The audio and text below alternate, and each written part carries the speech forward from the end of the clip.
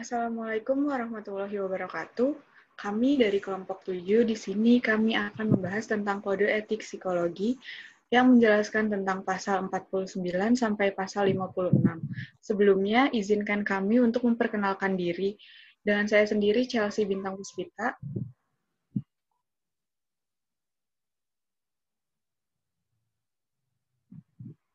Saya Tia Yupita Loka Putri. Saya Susi Susanti. Saya Citra Pangistika Putri. Saya Farid Atarik. Saya Dewi Sinta Monalisa.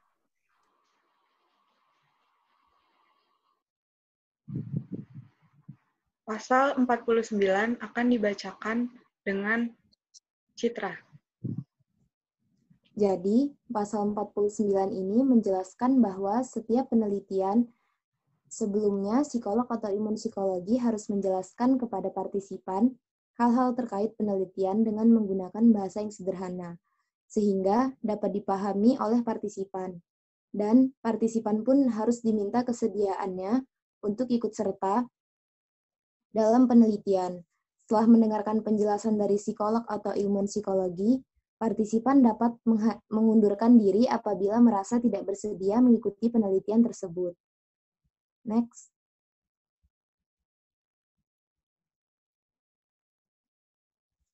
Ayat 1, Informed Consent penelitian.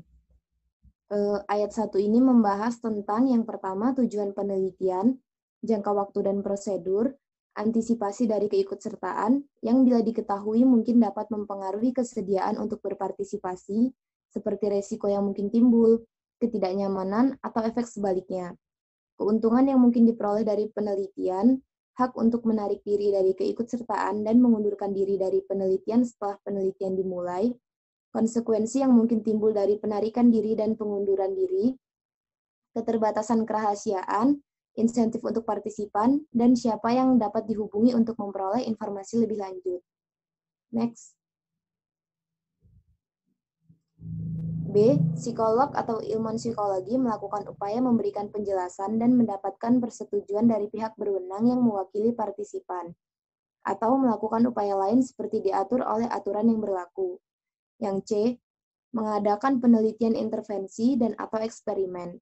Di awal penelitian menjelaskan pada partisipan tentang perlakuan yang akan dilaksanakan, pelayanan yang tersedia bagi partisipan, alternatif penanganan yang tersedia apabila individu menarik diri selama proses penelitian, dan kompensasi atau biaya keuangan untuk berpartisipasi.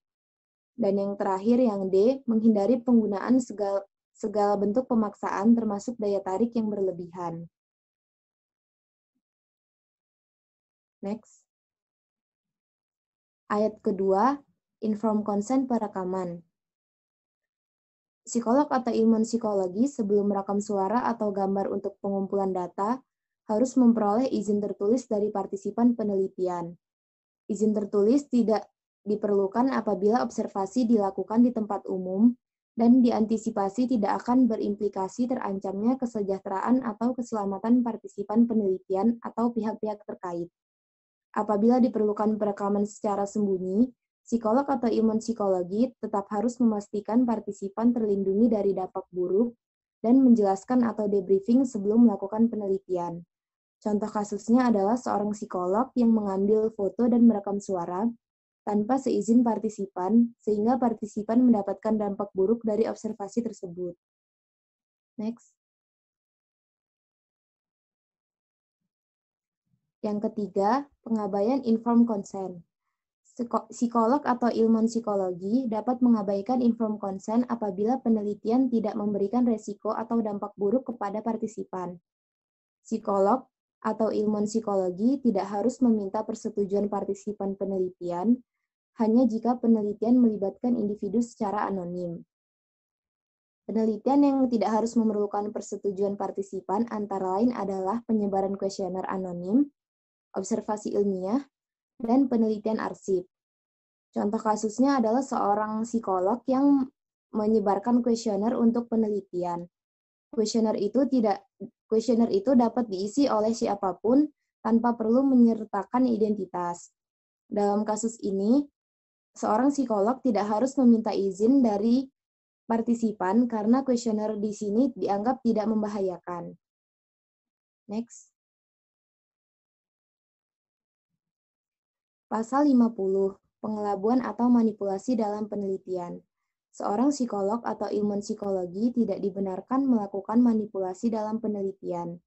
Tidak diperkenankan menipu atau menutupi informasi yang mungkin dapat mempengaruhi calon niat partisipan untuk ikut serta.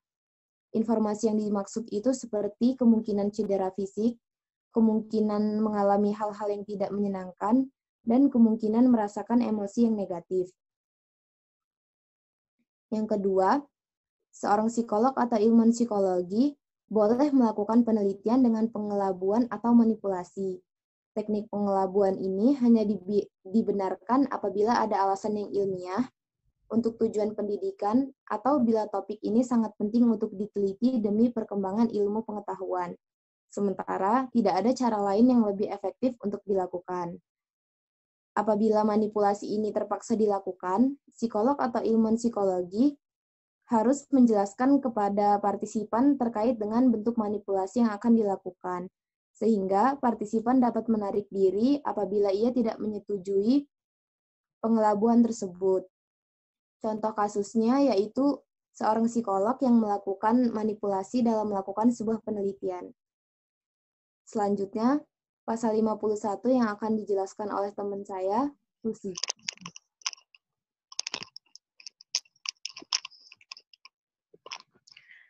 Pasal 51. Penjelasan singkat atau debriefing. Ayat pertama, memberikan penjelasan singkat segera setelah selesai pengambilan data penelitian dalam bahasa yang sederhana dan istilah-istilah yang dapat dipahami. Contoh kasus, psikologi tidak memberikan penjelasan kepada sang partisipan. Ayat 2. Mengambil langkah-langkah yang tepat untuk mengurangi resiko atau bahaya. Contoh kasus, seorang psikolog atau ilmuwan psikologi mengambil langkah-langkah yang salah, sehingga partisipan sebagai korban penggunaan langkah-langkah yang salah tersebut. Ayat 3. Debriefing dapat ditiadakan jika pada saat awal penelitian telah dilakukan penjelasan tentang sifat, hasil, dan kesimpulan penelitian. Contoh kasus, psikolog atau ilmuwan psikologi memberikan penjelasan singkat, tapi psikologi atau ilmuwan psikologi tidak memberikan penjelasan secara mendetail, tapi hanya sebagian saja yang diinfokan. Ayat 4. Jika menemukan bahwa prosedur penelitian telah mencelakai partisipan psikolog atau ilmuwan psikologi, mengambil langkah. Contoh, psikolog atau ilmuwan psikologi menemukan bahwa prosedur yang ia lakukan telah mencelakai partisipan, tapi psikolog atau ilmuwan psikologi malah berdiam diri, dia tidak mengambil langkah untuk solusi masalah ini. Selanjutnya, pasal 52 akan dibacakan oleh teman saya, yaitu Farid Atarik.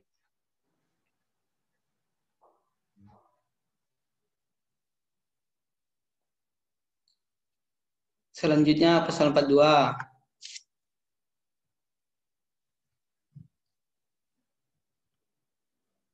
Penggunaan hewan untuk penelitian.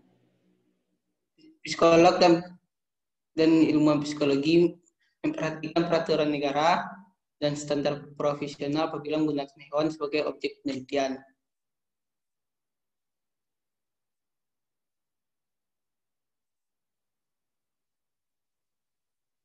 Lanjut.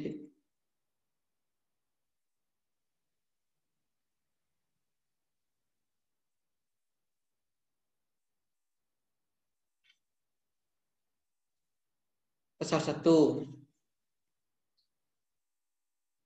Hewan yang digunakan dalam penelitian harus terlatih dan dapat memperlakukan hewan dengan baik, mengikuti prosedur yang berlaku, bertanggung jawab untuk memastikan kenyamanan, kesehatan, dan perlakuan yang beri kemanusiaan. Contoh kasusnya itu, dalam melakukan penelitian, ilmuwan psikolog menggunakan hewan liar dan belum terlatih dalam kegiatan penelitian. Pasal 2, ayat 2. dapat menggunakan prosedur yang menyebabkan rasa sakit, stres, dan penderitaan pada hewan. Hanya jika prosedur alternatif tidak memungkinkan dan tujuannya dibenarkan. Contoh kasusnya yaitu hewan yang digunakan untuk penelitian tidak menggunakan obat bios untuk menghilangkan rasa sakitnya. Pasal 3. Apabila dalam penelitian diperlakukan pembedahan, menjalankan prosedur bedah dengan pembiusan yang memadai dan mengikuti teknik-teknik untuk mencegah infeksi dan meminimalkan rasa sakit. Contoh kasusnya itu hewan diperlakukan dengan cara tidak baik hingga hewan tersebut mati dengan cara yang tidak layak. Ayat 4. Apabila nyawa hewan perlu diakhiri, melaksanakannya dengan segera. Contoh kasusnya itu hewan dibunuh dengan cara sadis dan tanpa memandang peri kemanusiaan. Pasal 53 akan dijelaskan oleh Dewi Sinta.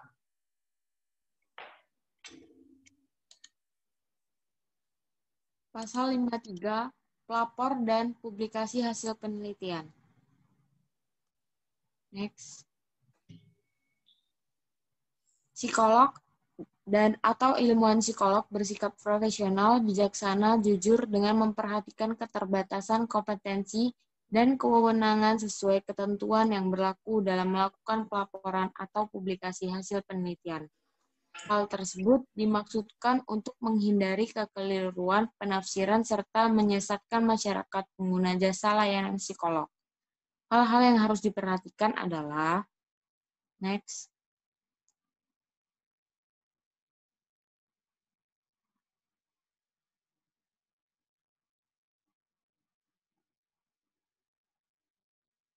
Ayat 1. Tidak merekayasa data atau melakukan langkah-langkah lain yang tidak bertanggung jawab. Misal, terkait pengelabuhan, plagiarisme, dan lain-lain. Contoh kasusnya, seorang psikolog tidak boleh memalsukan data.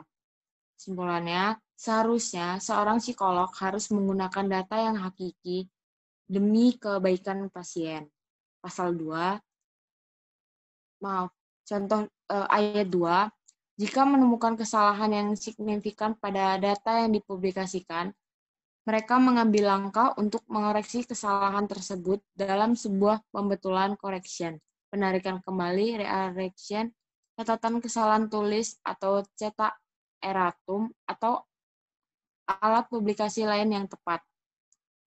Contoh kasusnya, seorang psikolog kurang teliti dalam publikasi data. Kesimpulannya, seharusnya seorang psikolog harus teliti dalam menganalisis data sebelum dipublikasikan. Ayat 3, tidak menerbitkan atau mempublikasikan dalam bentuk ordinal dan data yang pernah dipublikasikan sebelumnya. Contoh kasusnya, seorang psikolog tidak memperbaiki data asli yang sudah pernah dipublikasikan sebelumnya. Kesimpulannya, seharusnya seorang psikolog hendaklah memberikan penjelasan terhadap publikasi yang terdahulu. Pasal selanjutnya akan dibacakan oleh Chelsea. Pasal 54. Berbagi data untuk kepentingan profesional. Ayat 1. Tidak menyembunyikan data yang mendasari kesimpulannya setelah hasil penelitian diterbitkan. Contoh kasus di sini adalah Staple menyembunyikan data penelitian ketika ada yang bertanya, mana bukti bahwa Staple melakukan penelitian? Dan Staple menjawab bahwa berkas penelitiannya sudah dibuang karena tidak muat disimpan semuanya. Jadi penjelasannya adalah sebagai seorang psikolog, ilmuwan psikolog, tidak boleh menyembunyikan data yang mendasari kesimpulan dari hasil penelitian. Ayat 2. Tidak menyembunyikan data yang mendasari kesimpulannya setelah hasil penelitian diterbitkan. Dapat memberikan data dari hasil penelitian yang telah dipublikasikan bila ada sejawat atau profesional lain yang memiliki kompetensi sama dan memerlukannya sebagai data tambahan. Contoh kasus di sini, seorang psikolog yang tidak mau memberikan data penelitiannya. Kesimpulannya, psikolog atau ilmuwan psikolog dapat memberikan data dari hasil penelitian yang telah dipublikasikan bila ada profesional lain yang memiliki kompetensi yang sama untuk menguatkan sebuah pembuktiannya atau penelitiannya. Ayat 3. Pernyataan sebelumnya tidak berlaku jika hak hukum individu yang menyangkut kepemilikan data melarang penyebarluasannya. Kesimpulannya, pada kasus yang tercantum di ayat 2, maka diperbolehkan jika menyangkut kepemilikan dan tidak ada persetujuan tertulis. Ayat 4. Data penelitian tersebut wajib melindungi kerahasiaan partisipan penelitian dan memperhatikan hak legal pemilik data. Kesimpulannya, psikolog atau ilmuwan psikologi dapat memberikan hasil dari penelitian tersebut, tetapi dia wajib menyembunyikan data diri si pasien. Ayat 5, dapat meminta sejawat atau profesional lain yang memerlukan data tersebut untuk ikut bertanggung jawab atas biaya terkait. Jadi, kesimpulannya, sejawat akan dimintai perjanjian secara tertulis jika sejawat menyebarluaskan data tersebut.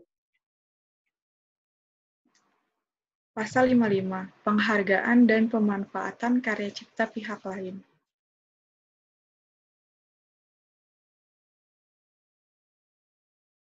Ayat 1. Psikolog atau ilmuwan psikolog wajib menghargai karya cipta pihak lain, tidak dibenarkan melakukan plagiarisme dalam berbagai bentuk. Contoh kasus di sini adalah seorang psikolog mengambil kutipan dari jurnal, tetapi tidak mencantumkan dari mana sumber yang dia dapatkan. Jadi kesimpulannya, kita harus menghargai karya cipta pihak lain, baik itu jurnal, penelitian, buku, alat, karena sudah tertera di dalam undang-undang serta memiliki hak cipta. Ayat 2. Tidak dibenarkan melakukan plagiarisme dalam berbagai bentuk, seperti mengutip, menyandur, atau menggunakan hasil karya orang lain tanpa mencantumkan sumber secara jelas. Jadi, contoh kasus di sini, ada kasus ini mengutip artikel yang diposting oleh Tirta Sumo dan Arya Gaduh dengan judul Plagiarisme atas buku How We Decide. Pada halaman web tersebut, belum lama ini Tirta Susio mengunduh makalah yang berjudul Paman Otak Melahirkan Altruisme yang ditulis oleh Ryu Hasan Sagandahan dan didiskusi Club Science Freedom Institute pada tanggal 19 Agustus 2011. Makalah tersebut ternyata berisi terjemahan buku How We Decide, karangan Jonah Lehrer bab 6 halaman 171 sampai 189.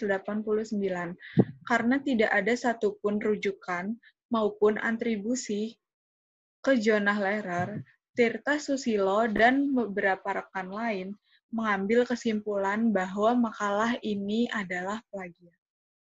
Jadi, kesimpulannya, kita sebagai seorang psikolog atau ilmuwan psikolog tidak dibenarkan melakukan plagiat dalam hal apapun, termasuk bila pekerjaan atau sumber data lain itu sesekali disebut sebagai sumber. Selanjutnya, ayat 3. Tidak dibenarkan menggandakan, memodifikasi, memproduksi, menggunakan, baik sebagian maupun seluruh karya orang lain tanpa mendapatkan izin dari pemegang hak cipta. Jadi, di sini contoh kasusnya adalah seseorang membuat modifikasi karya orang lain, tetapi tidak ada izin dari pemegang hak cipta atau si pembuat ini. Jadi kesimpulannya, tidak dibenarkan untuk menggandakan, memodifikasi karya orang lain tanpa mendapatkan izin dari si penulis aslinya. Selanjutnya ada ayat 4 di sini berisi tentang kredit publikasi yang diperoleh harus dapat dipertanggungjawabkan dan benar-benar mencerminkan kontribusi ilmiah atau profesional yang telah dilakukan atau di mana mereka ikut berpartisipasi. Contoh kasusnya di sini adalah pemalsuan sertifikat penelitian. Jadi kesimpulannya, kredit publikasi karya ilmiah harus dapat dipertanggungjawabkan. Selanjutnya, ayat kelima. Kontribusi minor dalam penelitian dan penulisan yang dipublikasikan harus diakui dengan benar, hingga pada catatan kaki dan kata pengantar. Jadi contoh kasus di sini mengklaim bahwa itu karyanya tetapi tidak terdaftar sebagai penulis atau tim anggota penulis yang terdaftar di buku tersebut. Jadi kesimpulannya, adalah kontribusi minor dalam penelitian harus ditulis dalam publikasi. Selanjutnya, pasal 56 yang akan dibacakan dan dijelaskan oleh teman saya di Ayo Kita Loka. Pasal 56, yaitu hukum dan komitmen terhadap kode etik. Ayat 1. Psikolog forensik adalah bidang psikologi yang berkaitan dan atau diaplikasikan dalam bidang hukum, khususnya peradilan pidana. Contoh kasus dari ayat tersebut yaitu psikolog membantu mendiagnosa seorang narapidana berdasarkan tindak kejahatannya.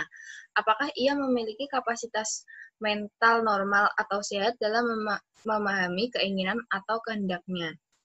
Kesimpulan dari ayat tersebut yaitu perlunya psikologi forensik karena banyaknya aspek psikologis yang menyertai sebuah tindak kejahatan.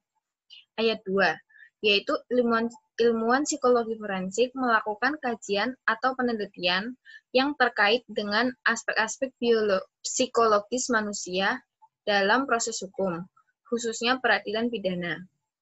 Contoh kasus dari ayat tersebut yaitu interogasi terhadap tersangka atau narapidana agar mengakui kesalahannya.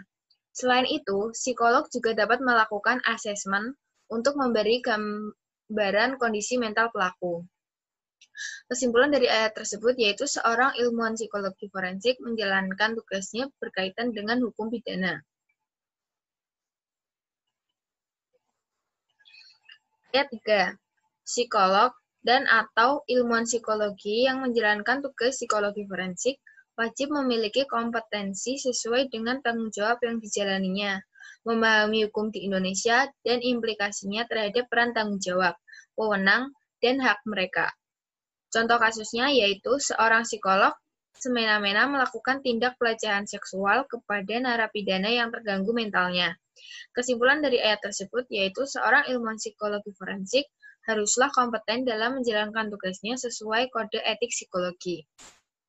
Ayat 4, yaitu psikolog dan atau ilmuwan psikologi menyadari adanya kemungkinan konflik antara kebutuhan untuk menyampaikan informasi dan pendapat, dengan keharusan mengikuti hukum yang ditetapkan sesuai sistem hukum yang berlaku. Psikolog dan atau ilmuwan psikologi berusaha menyelesaikan konflik ini dengan menunjukkan komitmen terhadap kode etik dan mengambil langkah-langkah untuk mengatasi konflik ini dalam cara-cara yang dapat diterima. Contoh kasus dari ayat tersebut yaitu psikolog mengabaikan adanya konflik yang terjadi. Kesimpulan dari ayat tersebut yaitu psikolog mengetahui batasan-batasan yang dapat dikaji.